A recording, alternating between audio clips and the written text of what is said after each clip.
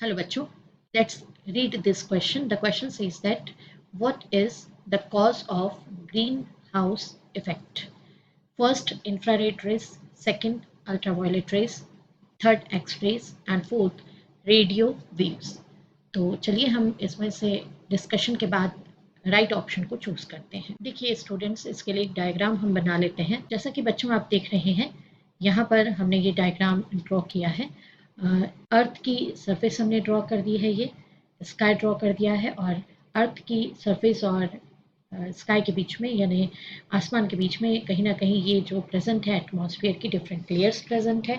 यहीं पर कुछ गैसेस प्रेजेंट होती हैं जिनको हम ग्रीन हाउस गैसेस बोलते हैं, जैसे कि कार्बन डाइऑक्साइड गैस है, मीथेन गैस है, नाइट्रस ऑक्साइड गैस है। इनके बारे में आपको जानकारी होगी ही, लेकिन जो क्वेश्चन हमें दिया गया है उसका डिस्कशन करने से पहले हम आपको बताना चाहेंगे कि ये जो रेडिएशन आ रहा है, अब इस पर अगर हम बात कर लें तो इस रेडिएशन में, अपकमिंग रेडिएशन में, इनकमिंग रेडिएशन कहते हैं इसको, ये है इनकमिंग रेडिएशन।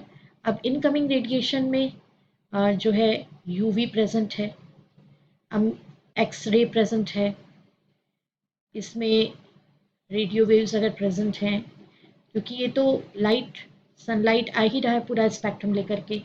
फोर्थ, इसमें जो हमें ऑप्शन दिया है इंफ्रारेड, ये भी प्रेजेंट है।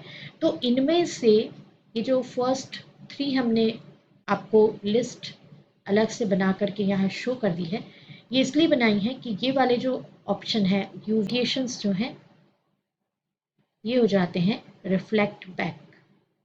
तो जो रिफ्लेक्ट बैक होने वाले रेडिएशंस हैं, अगर मैं उनकी बात करूँ तो उसमें यूवी, एक्सरे और रेडियो वेव्स, ये सब क्या हो जाते हैं, रिफ्लेक्ट बैक हो जाते हैं।